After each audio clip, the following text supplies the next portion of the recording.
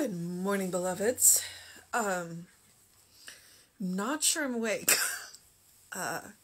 We got home yesterday we landed around 5. We actually were 30 minutes early. We must have had a good tailwind. Actually, the takeoff was kind of bumpy. And then once we got going in the right direction, it was really good. And it was a good flight. And I honestly kind of dozed the whole way. And then we landed, and Lilia was a dear. She's the one that took care of our cats for a week and picked us up. And we just texted her, and she actually beat us to the airport to baggage claim. It was kind of funny.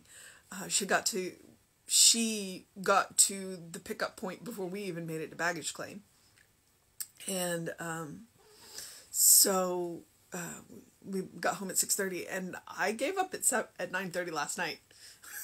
We're completely unpacked, got all that done, and had to figure out dinner, and I still have some stuff that I need to do, that I need to figure out what to do with, but I was like, okay. And then it was 10 minutes to 9 this morning when Tom went, it's 10 minutes to 9, so there were a lot of people, and it was great and amazing, and we had a wonderful experience at the convention, and now I'm tired. So, but yeah, if you've never been to CSL convention in person, I've done several virtual, and next year's going to be virtual. They're wonderful virtual, but there's definitely something special about going in person. It was great. And even with the, wearing the masks, and we had the 3 colored lanyards, I still got to hug a lot of people. It was great. Okay, so it is January 23rd. Our title is, Today I Shall Walk in the Light, My Mind Shall Be Illumined. And our first quote is, Thy sun shall no longer go down, neither shall the moon withdraw itself, for the Lord shall be thine everlasting light, and the days of thy mourning shall be ended. And that is Isaiah 60:20. Who uses well their light, reverting to its source so bright, will from their body ward all blight. And that is the Tao Te Ching. And the last quote is, The virtuous and well-conducted person, your majesty, is like the medicine in destroying the poison of human corruption. It is like a healing herb in a quieting the disease of human corruption. It is like the water in removing dirt and defilement of human corruption. It is like the magic jewel in the giving of all good fortune to humanity. All right. And that is Buddhism in translation. So, there are so many illustrations in the sacred texts of the world relative to the light. The spirit is thought of as being the essence of life. People are spoken of as being the candle of the Lord. The light shines in the darkness, and the darkness comprehendeth it not. That is, the darkness has no power over light. Light will overcome darkness, but darkness cannot overcome light.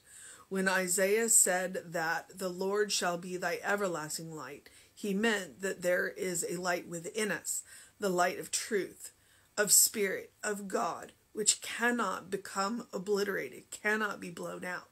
The candle of the Lord burns forever because its wick is sunk deep in the well springs of reality. That light, that spring, that substance to which Jesus referred when he told the woman at the well that if ever she drank from it, she would never thirst again.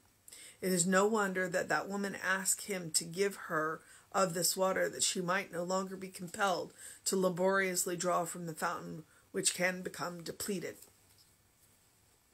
Today I shall walk in the light, and my consciousness shall be illumined. My thoughts shall be guided and my way guarded, For I know that in my light there is no darkness. In this divine light there are no shadows. Okay. So we have wells and we have lights. So give me a minute to sort. I was kind of struck by the Buddhist, the Buddhist in translation, Buddhism in translation, because we all know those people. We all know those people. Those people when we are in their presence, who are light, and they're healing, and you want to be in their presence, because even if you never say anything to them, you don't have a conversation with them, they're comfortable, they're safe, they're healing. It's healing to be in their presence, because you're in the presence of somebody who doesn't want anything from you, but who wants the best for you, even if they don't know you, and those are really special people. Those are really special people. It was a little like that. So I got to have a conversation with Edward Villiers on, I don't know what day of the week it is, maybe Friday. And I was a little surprised to discover he's actually my height. He's not a tall man, but he seems so big. And it's not that he takes up a lot of space, but that he's this bright and shining light, but he's also very comfortable to be in the presence of, because he knows who he is. He knows that he's a beloved child of God, but more importantly, he knows who you are. He knows that you are a beloved child of God. And so when you meet people like that, who know that you are a beloved child of God, you can't help but feel it, because they see the light in you even when you can't see it in yourself. And those people are special. Those people are special. So, and that's what all of us want to be. That's what all of us want to be. And so that's what Ernest is talking about. He's like, look, you have that light within you. You have a light that can never go out. There is nothing in this world that can happen. There's nothing that this world can do to you to blow that light out. It might hide it, but it can't blow it out. You are a beloved child of God, period. There's nothing that can change that. You may forget that. Other people may forget that. But it can't change the truth. And so when we remember who we are, and we remember that wick of our light is in a well that can never run dry. Each time we remember it, it gets harder and harder to forget. And each time we remember it, we strengthen that light. And then other people start to see it, and other people kind of go, well, what does she know that I don't know? What do they know that I don't know? And so, and then you become that island of peace, that island of calm, that becomes that healing presence to the people around you, whether they know you or not. So that's my story, and I'm sticking to it. So, today I shall walk in the light. My mind shall be illumined. And that's what Isaiah is saying. Thy sun shall no more go down, neither shall thy moon withdraw itself. For the Lord should be thy everlasting light, and the days of mourning shall be ended. Isaiah's like, remember who you are. So that's Isaiah 60:20. Who uses well their light, reverting to its source so bright, will from their body ward all blight. And that's the Tao Te Ching. Remember who you are. Remember who you are. Remember who your source is. And then everything else will just kind of fall away. There are now 3 cats on the couch with me. The virtuous and well-conducted person, Your Majesty, is like a medicine in destroying the poison of human corruption, is like the healing herb in the quieting of the disease of human corruption, is like the water in the removing dirt and defilement of human corruption, is like the magic jewel in the giving of all good fortune to humanity. When we remember who we are, and when we remember who each other is, it's the first step on the road. It's the first step on the road to a world that works for everyone. So, there are so many illustrations in the sacred text of the world, and that's one of the strengths of science of mind, is we recognize that everybody has a piece of the truth. That's what Ernest is saying right here. You know what? Everybody's saying the same thing. We may use different words, we may use different illustrations, we're all saying the same thing. Relative to the light. The spirit is thought of as being the essence of light. That spirit that created us is the essence of light. Therefore, we were made by the essence of light, which means we contain the essence of light. Man is spoken of as being the candle of people. I'm working on the gender neutrally. People are spoken of as being the candle of the Lord. The light shines in the darkness, and the darkness comprehendeth it not. Okay. So that is a quote. I'm curious to know where that one's from. I'm going to have to look that one up. Thus is, the darkness has no power over the light. Light shall overcome the darkness, but darkness cannot overcome the light. And that's true. You can bring a light into the room, the darkness is banished. It may be in the edges, but the dark cannot change the light, but the light can change the darkness.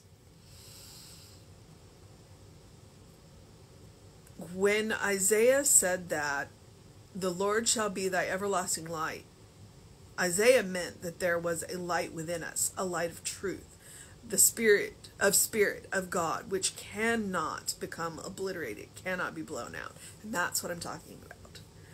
We were made by that light. We were made of that light. Therefore, nothing can obliterate that light. Nothing can change that light. I acknowledge that the material world can confuse that light, can hide that light, but it cannot change that light, nor can it blow it out. The light is still within you no matter what you have had, what kind of experiences you have had. The candle of the Lord burns forever because its wick is sunk deep in the wellspring of reality. A wellspring that cannot ever go out because it's not bound by time and space. It's not bound by time and space. That light, that spring, that substance to which Jesus referred when he told the woman at the well that if ever she drank from it, she would never thirst again. When you know who you are, then no matter what happens around you, you know that it will be okay. Even in that moment when you think, you know it's going to be okay. It is no wonder that the woman asked him to give her of this water, that she might no longer be compelled to laboriously draw from the fountain which becomes depleted. When we know who we are, then we are drinking from a fountain that can never go dry. It's a fountain that we can always come to. But once you know who you are, you don't have to. That's when you choose to come. Today I shall walk in the light, and my consciousness shall be illumined. My thoughts shall be guided and my way guarded, for I know that in my light there is no darkness. In this divine light there are no shadows. All right. Clearly, I need more water. So, the mission today, should we choose to accept it?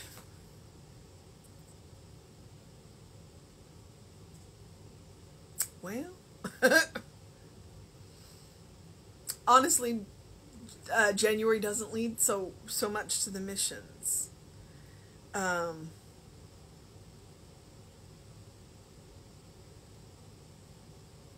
So then I will simply say, I mean, our mission is to walk in the light, but that's kind of silly. Because you're like, what? The mission today, should we choose to accept it, is to accept who we are. To accept that we are the light. To accept that the wick of that light is sunk in a well of inexhaustible light, it's an inexhaustible source. To understand that no matter what goes on in this world, that it can't put that light out. It can't even really dim it. It can obscure it, but it can't dim the light. So,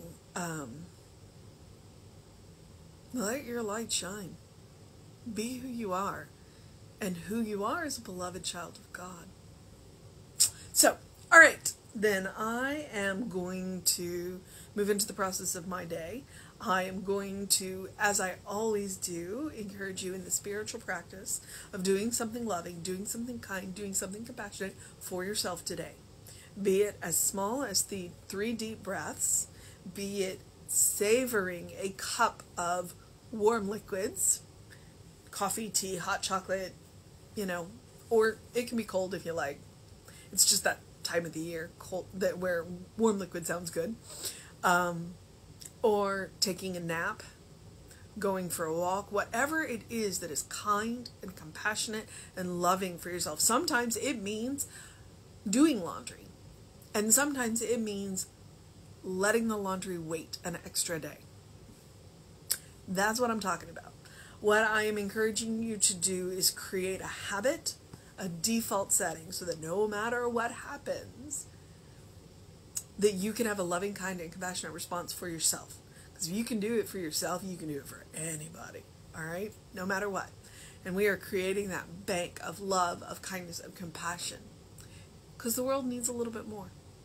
All right?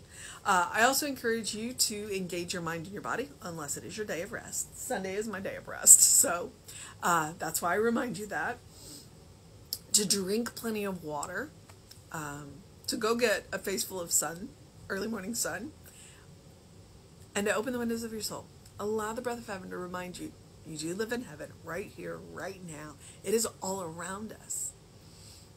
Because everything around us is made from the same source we are, from that same light. And when we look for the good and we praise the good, it gets bigger. Gotta love Emma. All right, beloveds. I am going to go and get more fluid after spending a week in the desert. I need a little bit more. And then I will head off so that we will have an amazing service for you.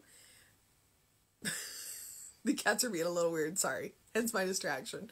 We will have an amazing service for you right here on Facebook Live at 11 a.m. Or you can always watch, you can come in person if you're in the area. So, come on in.